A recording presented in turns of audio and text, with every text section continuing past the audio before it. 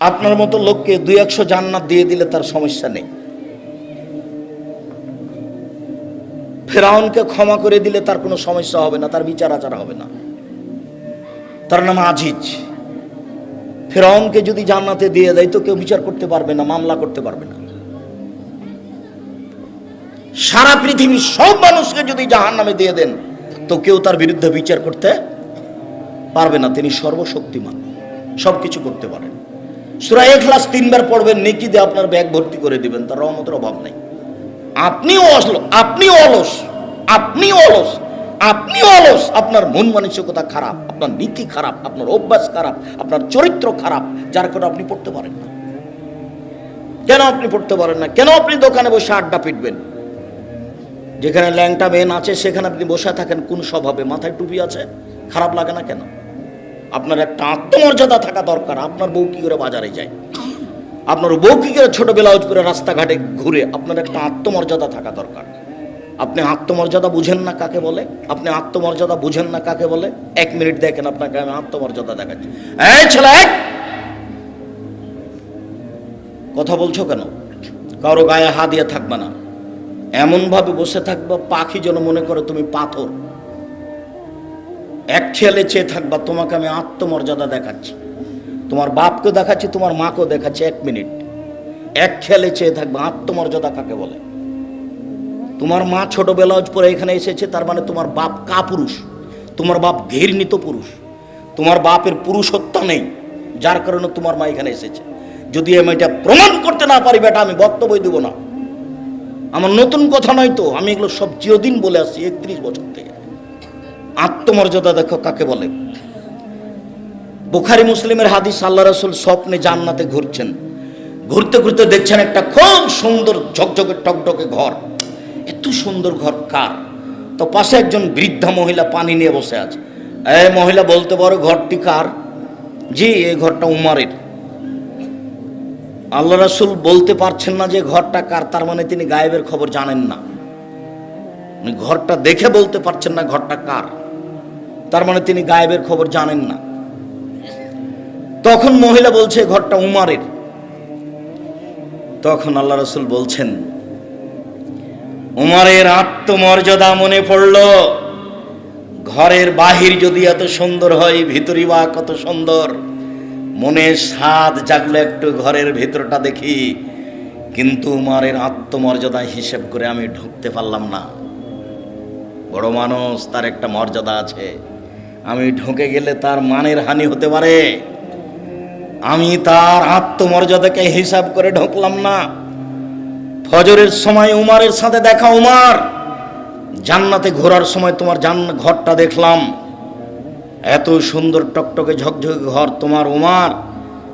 আমার মনে স্বাদ জাগলো একটু ভিতরে ঢুকি, কিন্তু তোমার আত্মমর্যাদা হিসাব করলাম, এত বড় মানুষের ঘরে ঢুকি কি করে, তাই আমি ঢুকলাম না উমার। তখন উমার রাদিয়াল্লাহু আনহু বলছেন, আল্লাহ রাসূল আপনি আমার মতো মানুষের আত্মমর্যাদাকে হিসাব করেন। এই কথা বলে তিনি ঝরঝর করে কাঁদতে লাগলেন। ইনি হলেন উমার, আর এর নাম আত্মমর্যাদা। থামো, তোমার সাথে কথা শেষ হয়নি। দিনী ভাই বোন, আপনি একটু থামবেন, আপনার সাথে এখানে কথা শেষ হয়নি।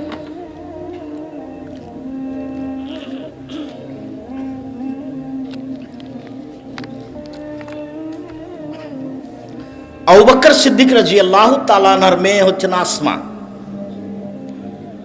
আর আসমার স্বামী হচ্ছে জুবাইর, গরিব মানুষ।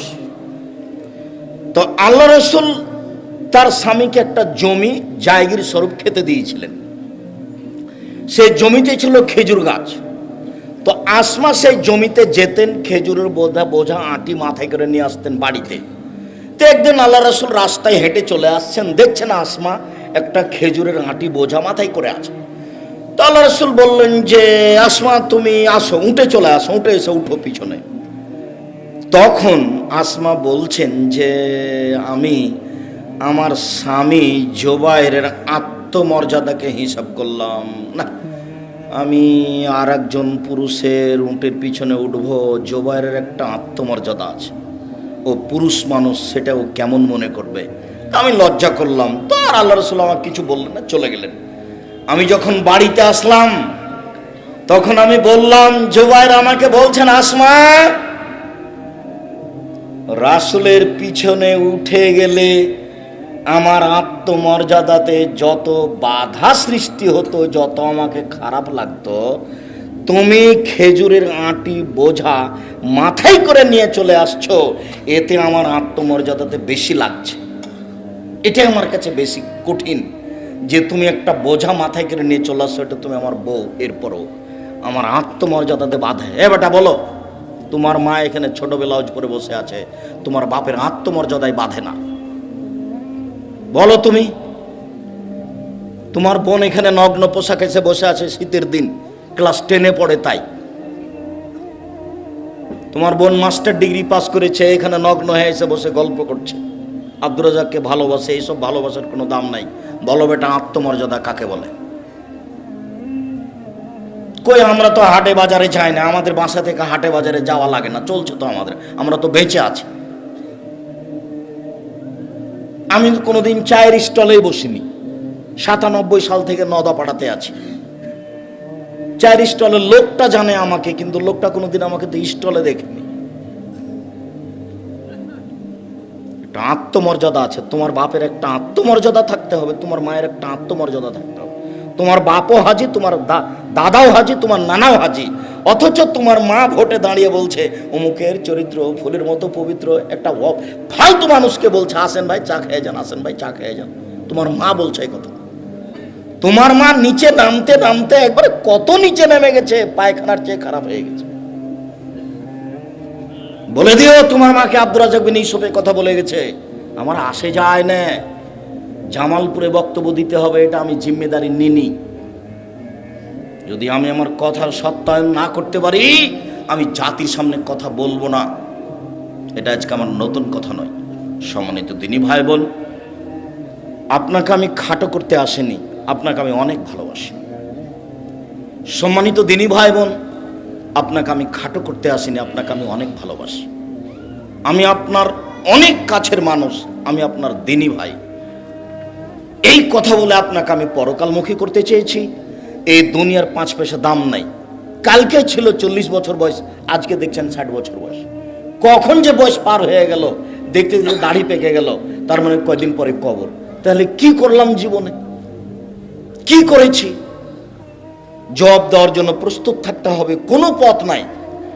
আর পরিস্থিতি এত কঠিন, পরিস্থিতি এত জটিল, আপনাকে আমি কি দিয়ে বুঝাই? পরিস্থিতি কত জটিল, পরিস্থিতি কত কঠিন। বিবেক বুদ্ধি থাকবে না। বিচার যখন শুরু করবেন তখন তিনি বলবেন আল ইয়াউমা লা তামলিকু নাফসুন লিনাফসিন শাইআন ওয়াল আমরু ইয়াউমাইযিন লিল্লাহ। আজ কোনো মানুষ কোনো মানুষের কোনো উপকার করতে পারবে না, একচ্ছত্র মালিকানা আমার হাতে। তারপরে তিনি বলবেন আইনাল জাব্বার আইনাল মুতাকাব্বির, স্বৈরাচারী স্বেচ্ছাচারী অহংকারী বদমেজাজেরা কোথায়?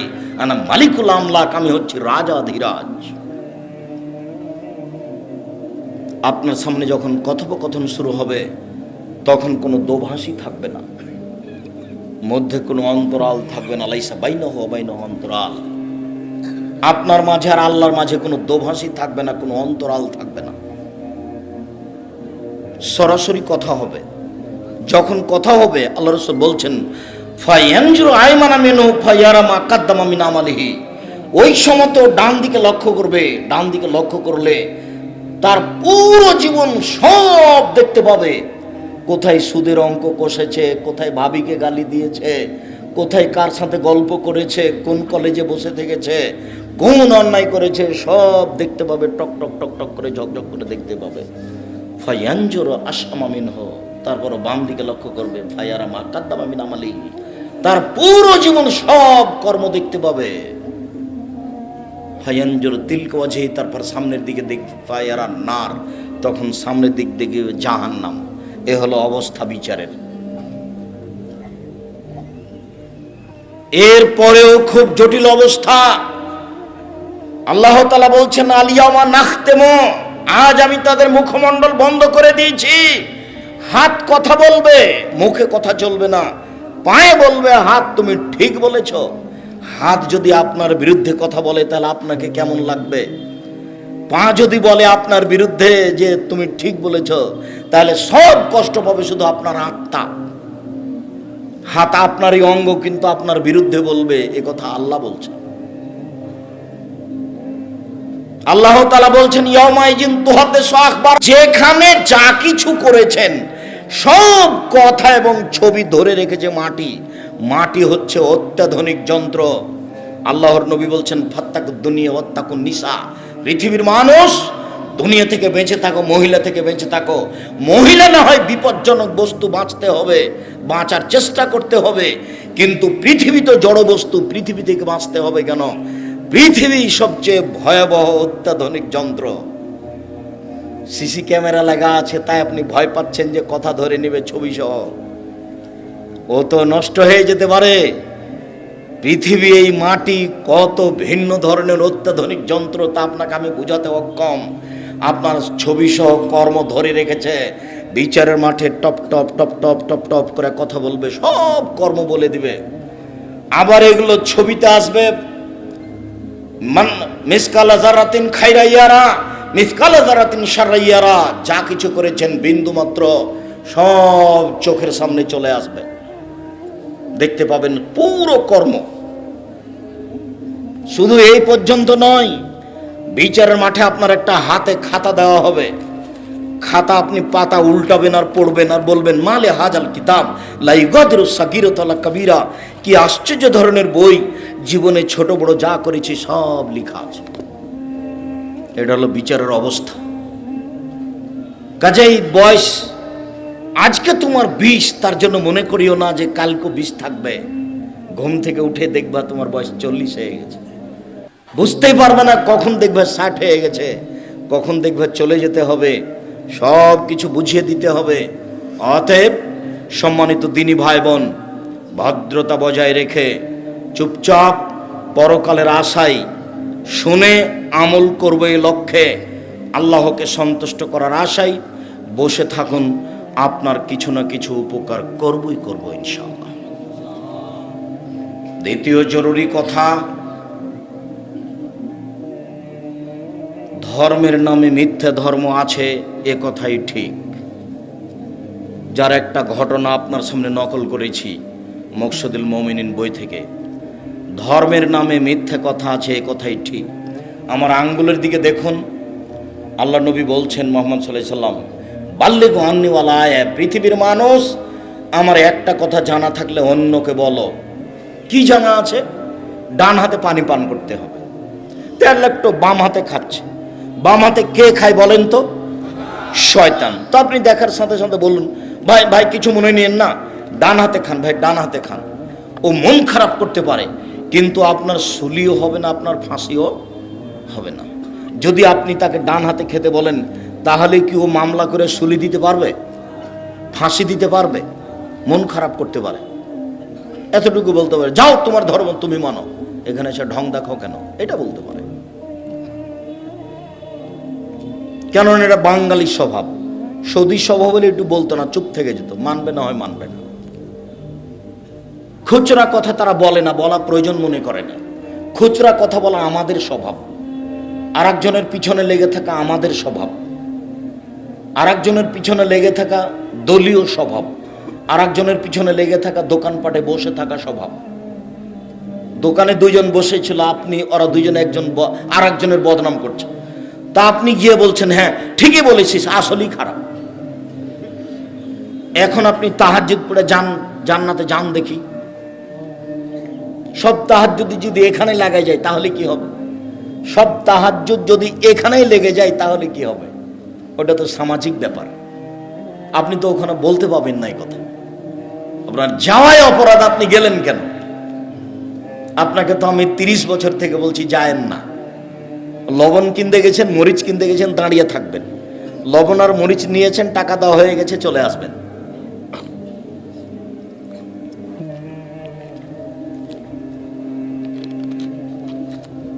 আমার একটি কথা জানা থাকলে অন্যকে বলো।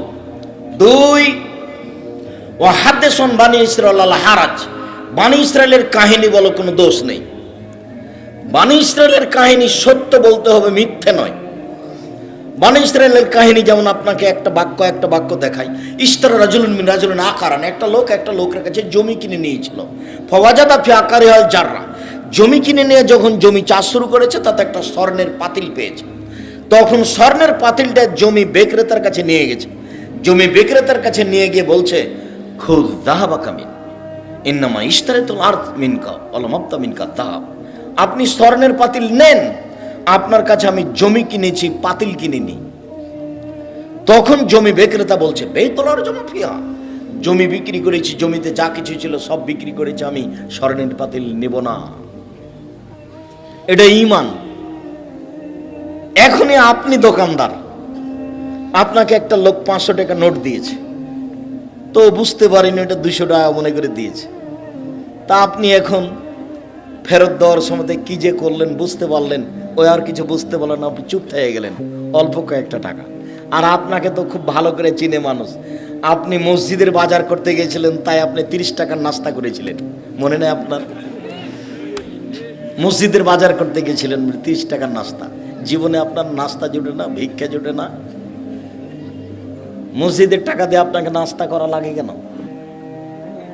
যে কয়েকজন মসজিদের বাজার করতে গেছেন সব কয়েকজনকে নিজের টাকা দিয়ে নাস্তা করাবেন, তখন আপনার কাজে বরকত হবে। তখন আর ভিক্ষা চেয়ে মসজিদ করা লাগবে না, তখন আপনারা কয়েকজন করতে পারবেন।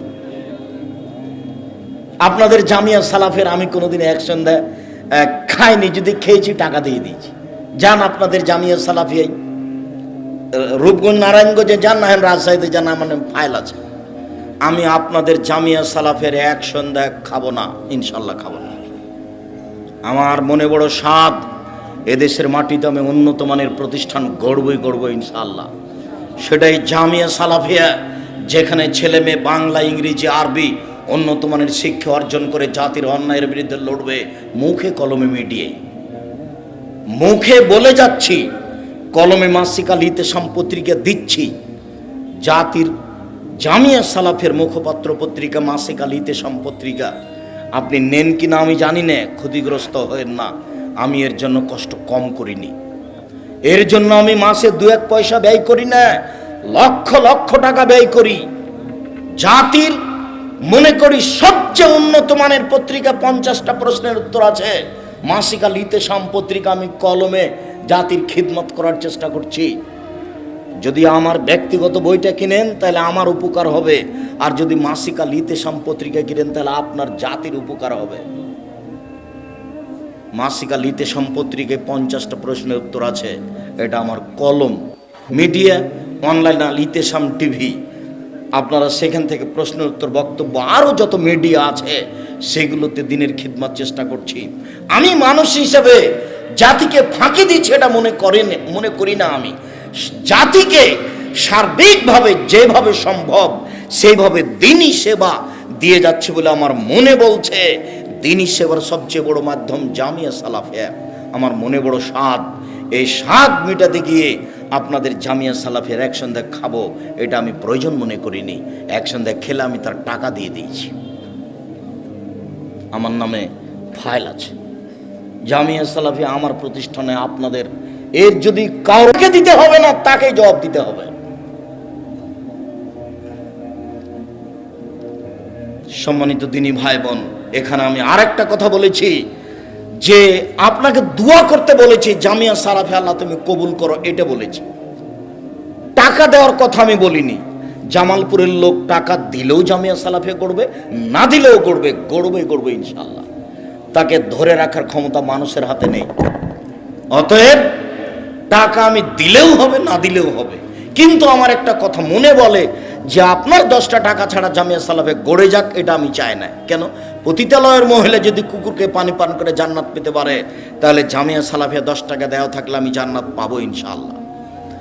এই আশায় আপনাকে আমি জামিয়া সালাফিয়াকে মূল্যায়ন করতে বলি।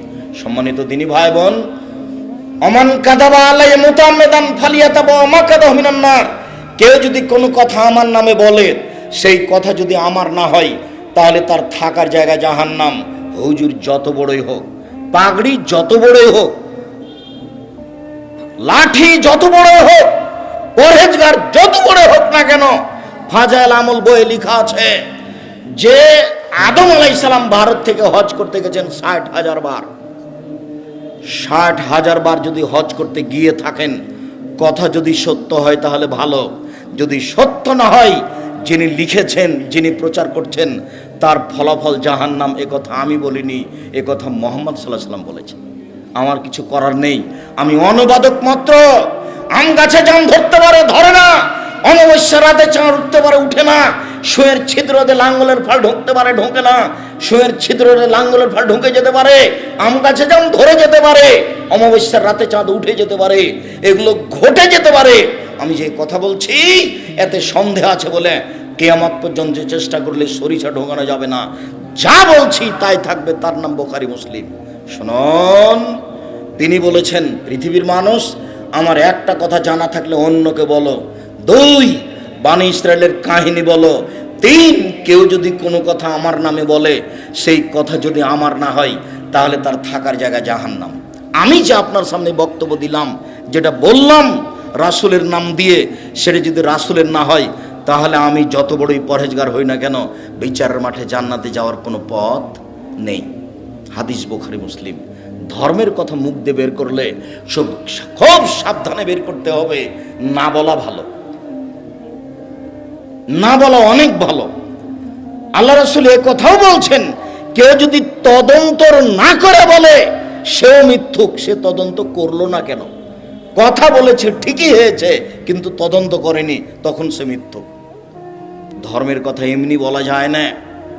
আপনি পুরাতন কোরআন মাজিদ উল্টে দেখুন, শেষের দিকে 1 পৃষ্ঠা একটা দোয়া দেওয়া আছে।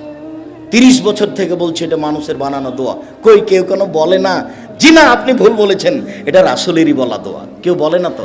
30 বছর থেকে বলছি, জামালপুরে বলছি প্রায় 30 বছর থেকে। 90 সালে জামালপুরে এসেছি, তাহলে কতদিন হচ্ছে ভাইজান? 31 বছর হচ্ছে। 31 বছর হচ্ছে, 32 বছর চলছে। জামালপুরে এসেছি, চিনাডলি নাম শোনেননি আপনারা? চিনাডলিতে এসেছি 90 সালে। তো এই কথা তো আমি 32 বছর থেকে বলছি। কেউ কেন বলে না আপনি ভুল বলেছেন? কোরআন মাজিদের শেষে 1 পৃষ্ঠা দোয়া দেওয়া আছে, সেই দোয়াটা নবীর দোয়া। কেউ বলে না কেন? ধর্মের নামে মিথ্যে কথা আছে, কথাই ঠিক, সাবধান। হুজুরও বিপদে পড়বে, এই কথা ঠিক, এটাও সাবধান। আল্লাহ নবী বলছেন, জিবরাইল আমাকে উপর দিকে নিয়ে যাচ্ছেন, যেতে যেতে দেখি অনেক মানুষ টুকরা সাফামে বাকার জমিনা না, যাদের জিহ্ব আর ঠোঁটকে আগুনের কেঁচি দিয়ে কেটে দেওয়া হচ্ছে। হাই, এই কি কথা, অবাক কথা! মানুষের জিহ্ব আর ঠোঁটকে না আগুনের কেঁচি দিয়ে কেটে দেওয়া হচ্ছে, কি ব্যাপার? কাঁচি দিয়ে কেন তাদের জিহ্বা কেটে দেওয়া হচ্ছে? জিবরাইল, মান হাওলা, এরা কারা? তখন জিবরাইল আলাইহিস সালাম বলছেন, হাওলাই খুতবাউ মিন উম্মতিক, এরা হচ্ছে আপনার উম্মতের বক্তা, যারা বক্তৃতা করে বেড়াতো। নেন দেখি এবার ফায়সালা আমার না ফায়সালা মুহাম্মদ সাল্লাল্লাহু আলাইহি ওয়াসাল্লামের? মুহাম্মদ সাল্লাল্লাহু আলাইহি ওয়াসাল্লামের। হুজুর কত বড় বিপদে হুজুর নিজে জানে না। হুজুর মুখ ফাটিয়ে বুক ফাটিয়ে একবারে থুথির জোরে বক্তব্য দিচ্ছে জাতির সামনে। সত্য মিথ্যা তার বিবেচনা নাই। হুজুর জাহান্নামে চলেই গেছে, হুজুর বুঝতে পারেননি। রাসূল সাল্লাল্লাহু আলাইহি সাল্লাম বলছেন, মাওলানা সাহেব যখন জাহান্নামে চলে যাবেন, তখন ভুঁড়িটা বের হয়ে ঝুলবে। মাওলানা সাহেব তার ভুঁড়ি নিয়ে ঘুরতে থাকবে। গরুর পায়ে ধান মারার সময় গরু যেমন ঘুরে। আপনারা গরু ঘোরা দেখেছেন ধানের উপরে? আমরা তো চাঁপাইনবাবগঞ্জের পল্লী গ্রামের মানুষ, আমার আব্বাকে দেখেছি, আমিও নিজে করেছি। গরুর উপরে, ধানের উপরে আমরা গরু ঘুরিয়েছি, গরুর পায়ে ধান মারার জন্য। আল্লাহ রাসূল বলছেন, মাওলানা সাহেব এভাবে ঘুরবে, তখন জাহান্নামীরা জমা হবে। মালাক, কি ব্যাপার হুজুর? তামরুন বিল মারুফ ওয়া তানহাউনা আনিল মুনকার। আপনি তো আমাদের ভালো বলতেন, মন্দ নিষেধ করতেন, হুজুর আপনি কেন এখানে? তখন হুজুর বলবে, কি করি, আমরুকুম বিল মারুফ ওয়া লা আতিহি, আমি ভালো বলেছি, ভালো করিনি যে। দেখেন আপনি তার পরিবারের অবস্থা দেখেন, আপনাদের গ্রামেরটাই দেখেন। সুন্দর জর্দা খায় হুজুর, সুন্দর বাড়িতে পর্দা নেই, আর এমন সাতক্ষীরে ফাটায় না বক্তব্য দিল। আমি বলিনি এই কথা, মুহাম্মদ সাল্লাল্লাহু আলাইহি সাল্লাম বলছেন যে হুজুরের অবস্থায়। আল্লাহ নবী যাচ্ছেন উপরে, স্বপ্নে দেখছেন একটা লোক চিত হয়ে আছে, আর একটা লোকের হাতে বিশাল পাথর তার মাথার উপরে মারছে। ফাজারা যাও, ফাজারা বাও, ফাতাদা দালা যাও, ফান্দালা গেলাইলে যাও, যতবার মারছে পাথরে মাথাটাতে পাথর লেগে মাথা ভেঙে চৌচির হয়ে যাচ্ছে, পাথর ছিটকে দূরে চলে যাচ্ছে, আবার নিয়ে আসছে, নিয়ে এসে দেখে মাথা ঠিক হয়ে গেছে, আবার মারছে, আবার চলে যাচ্ছে। আল্লাহ নবী জিজ্ঞাসা করেন, এ কি কথা, একে? তখন জিবরাইল আলাইহিস সালাম বলছেন, ইনি হচ্ছেন মাওলানা মানুষ, আমল করতো না। হাদিস সব বুখারী মুসলিম। এদেশে একটা বই পাওয়া যায়, বইয়ের নাম বক্তা শ্রোতার পরিচয়। নাম শুনেননি কোনোদিন? বইয়ের নাম কি? বক্তা শ্রোতার পরিচয়। মনে করেন না যে আব্দুর রাজ্জাক সাহেবকে ফাঁকি দিলাম না কিনে, আপনি মনে করেন যে কিনিনি তো আমাকে ফাঁকি দিয়েছে, এটা মনে করিয়েন, আমাকে ফাঁকি দিয়েছে এটা মনে করিয়েন না। আমি আপনার জন্য এগুলো পেশ করেছিলাম। কেন জাতি আপনার সামনে মিথ্যা বক্তব্য দিয়ে চলে যাবে? কোন সাহসে চলে যায়? আপনাকে ধরার জন্য সেটা করা হয়েছে। দেশে একটা বই পাওয়া যায়, তাফসির কি মিথ্যা হতে পারে, মানে ওই বইয়ে একটাও সত্য তাফসির নাই, সবই মিথ্যে। বরিশাল থেকে আপনার কাছে তাফসির করতে এসেছে, দেখবেন যে ওই মিথ্যাটাই করছে। বইয়ের নাম কি বলেন তো?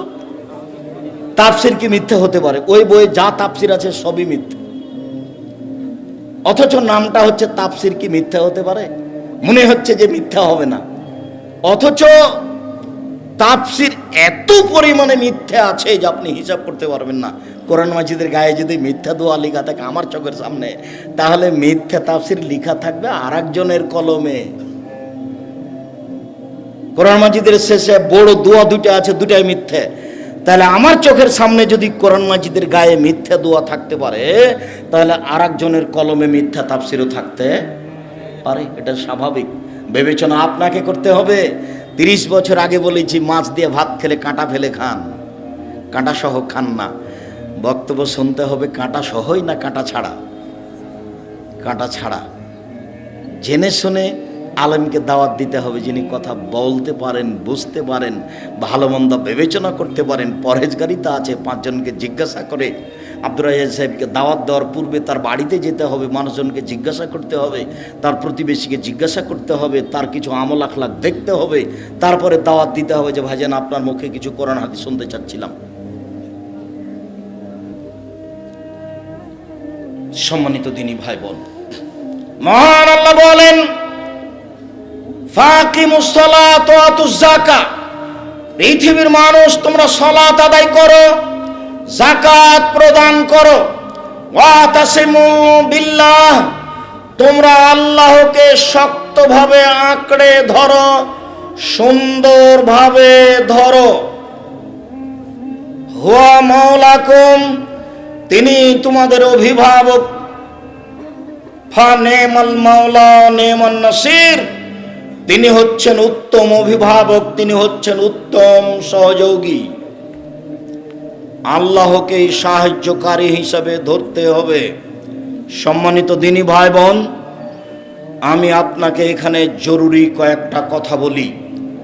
তার প্রথম কথাটা বলছি, রাতে উঠে ইবাদত করা অতীতের নবী রাসূল পরহেজগার মানুষের কাজ। কি বললাম বলেন তো? রাতে উঠে ইবাদত করা কাদের কাজ?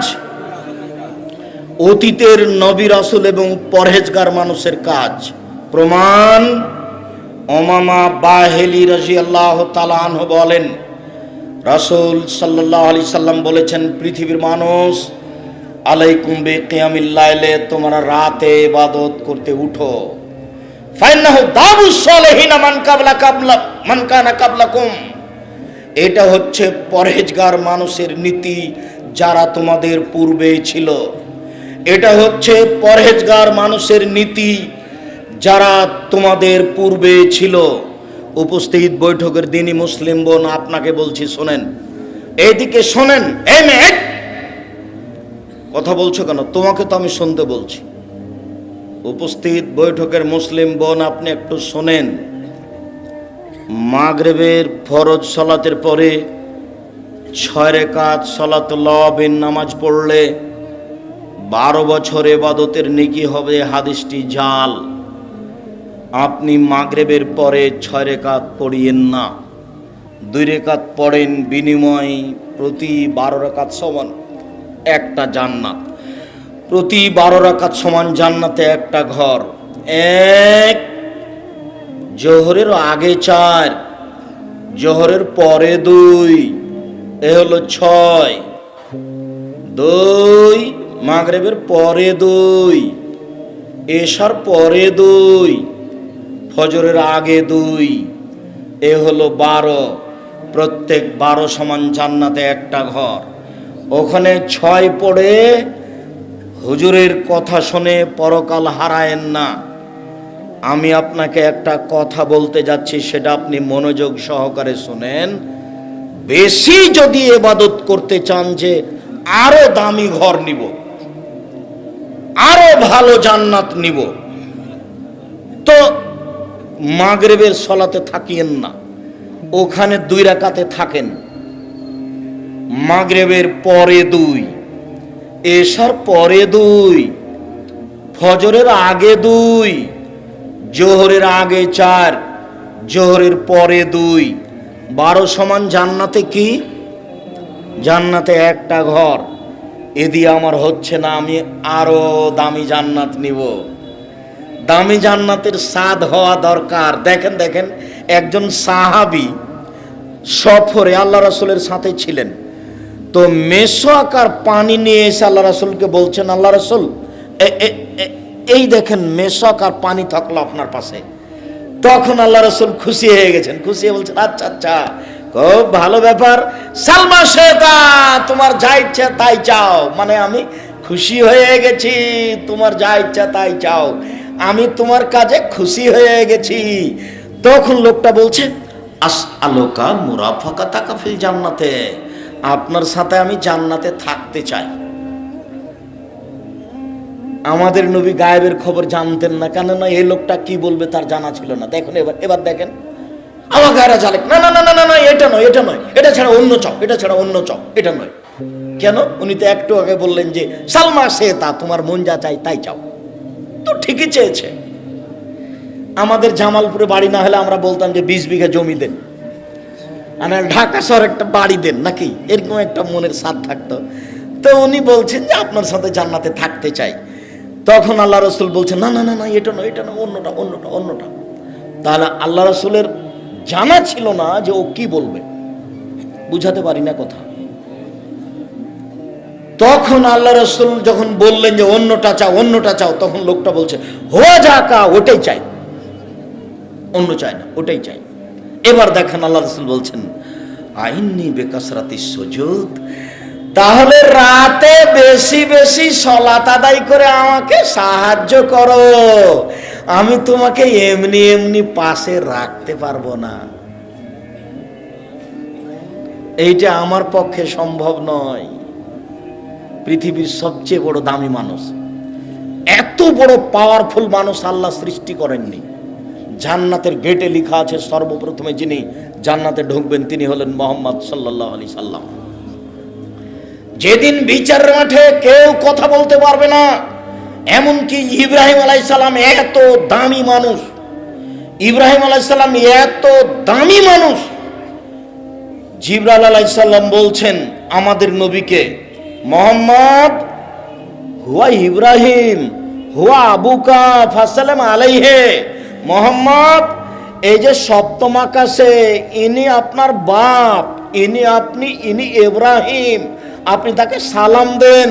তখন আমাদের নবী একটু আগিয়ে গিয়ে বলছেন, আসসালামু আলাইকুম আবি, আব্বা আপনাকে সালাম। তখন ইব্রাহিম আলাইহিস সালাম বলছেন, ওয়া আলাইকাস সালাম ইবনি সালেহ নবী সালেহ, ও আমার সৎ ছেলে, তোমাকেও সালাম। তাহলে ইব্রাহিম আলাইহিস সালামকে উনি বলছেন আব্বা, আর ইব্রাহিম আলাইহিস সালাম বলছেন তুমি আমার ছেলে, তোমাকেও সালাম। তাহলে দেখেন তো এখানে ইব্রাহিম আলাইহিস সালামের কত সম্মান। আবার আল্লাহ বলছেন ইব্রাহিম হচ্ছে আমার খালিল বন্ধু। এরপরেও ইব্রাহিম আলাইহিস সালাম বিচারের মাঠে আমাদের সামনে বলবেন, কাদ গাযিবা আলাইহি রাব্বি মা গাযিবা মিন ক্বাবলা লাবা, আমার প্রতিপালক আমার উপরে রাগ করেছেন, এরকম রাগ পূর্বে কোনোদিন করেননি, ভবিষ্যতেও কোনোদিন করবেন না। নাফসি নাফসি, আমার যে কি হয় তা আমি নিজেই বুঝি না, আমি তোমাদের কোনো উপকার করতে পারবো না। নাফসি নাফসি, আমার যে কি হয় তা আমি নিজেই বুঝি না, আমি তোমাদের কোনো উপকার করতে পারবো না। প্রতিপালক আমার উপরে আজকে এমন রাগ করেছেন, পূর্বে কোনোদিন এত রাগ করেননি, ভবিষ্যতেও কোনোদিন এরকম রাগ করবেন না। এটা হলো ইব্রাহিম আলাইহিস সালামের অবস্থা। এবার মুহাম্মদ সাল্লাল্লাহু আলাইহি সাল্লামের কাছে, মুহাম্মদ সাল্লাল্লাহু আলাইহি সাল্লাম সিজদায় পড়ে গেলেন। কিছু কথা বলতে হবে, এই জন্য আমরা উপস্থিত হয়েছি, সারা পৃথিবীর মানুষ সেখানে উপস্থিত হব, আমাদের ব্যাপারে কিছু বলবেন, তাই তিনি সিজদায় পড়ে গেলেন। তখন আল্লাহ বলছেন, এর ফরাসা সাল মা শেতা ওসফে তুষাফা তুতা সালমা শেতা, মাথা উঠান, যা চাইবেন তাই দিয়ে দিব, সুপারিশ করেন মেনে নিব। মাথা উঠান, যা চাইবেন তাই দিয়ে দিব। সালমা শেতা, যা চাইবেন তাই দিয়ে দিব। মাথা উঠান, যা চাইবেন তাই দিয়ে দেবো, যা সুপারিশ করবেন সেটাই মেনে নেব। বিচারের মাঠে ইনি মুহাম্মদ সাল্লাল্লাহু আলাইহি সাল্লাম।